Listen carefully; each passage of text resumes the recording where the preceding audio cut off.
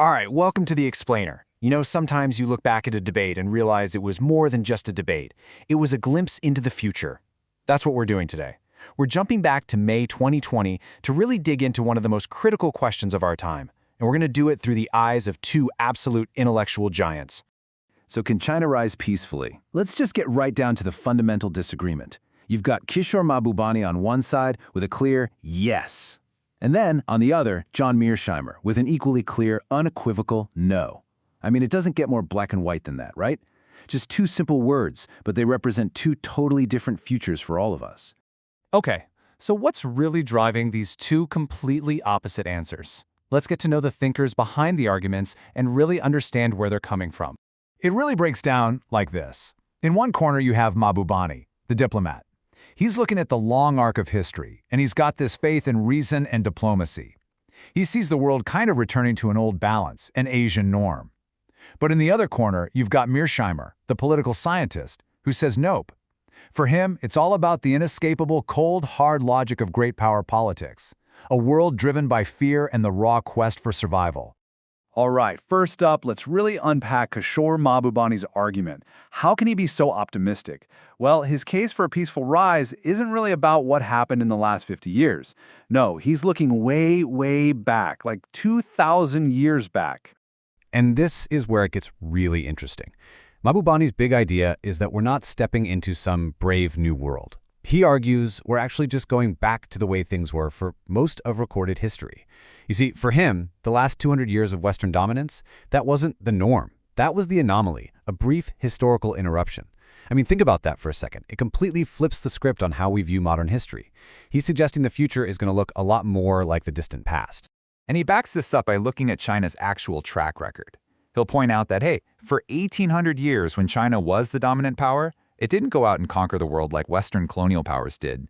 I mean, they had these massive fleets, right? Like Admiral Zheng He's treasure ships. They were way more powerful than anything Europe had at the time. But they explored, they traded, they didn't colonize.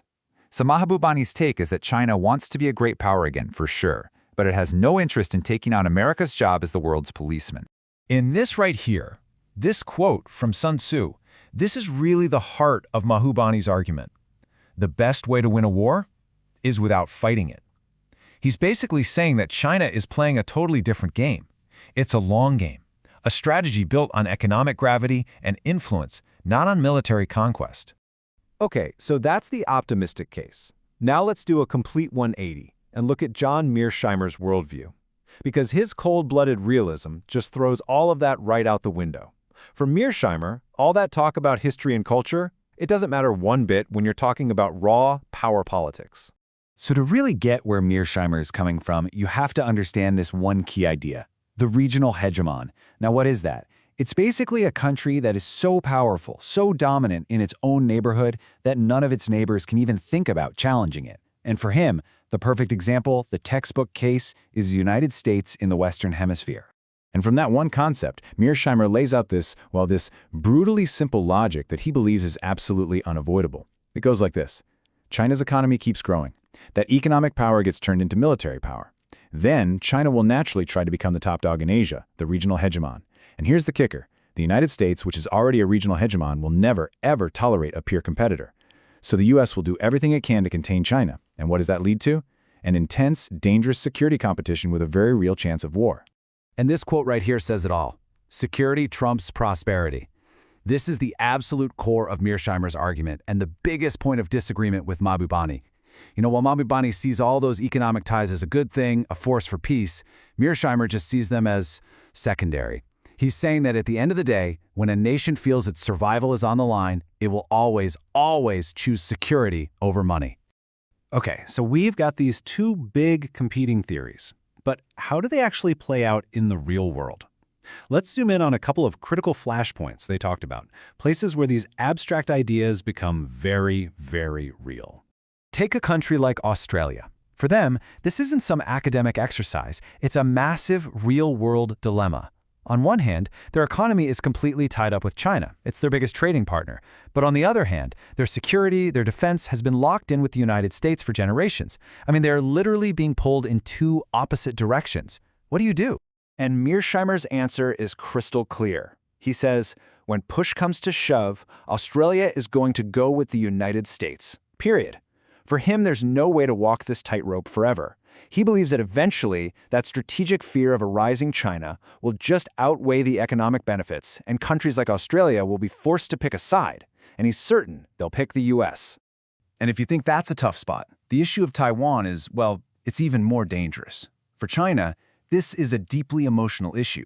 They see Taiwan as the last piece of the puzzle to overcome what they call their century of humiliation. But for Mearsheimer, it's one of the top spots on the planet where a hot war could actually break out.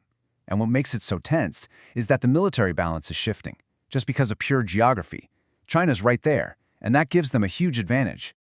So, here we are, years after this debate first happened, and this head-on collision of ideas feels more relevant now than ever. I mean, these aren't just academic arguments anymore, are they? They really feel like two possible paths that the 21st century could go down. When you strip it all away, it really boils down to this. It's a fundamental disagreement about how the world even works. Is it a positive-sum game, like Mahbubani believes, where everyone can win together through diplomacy and culture?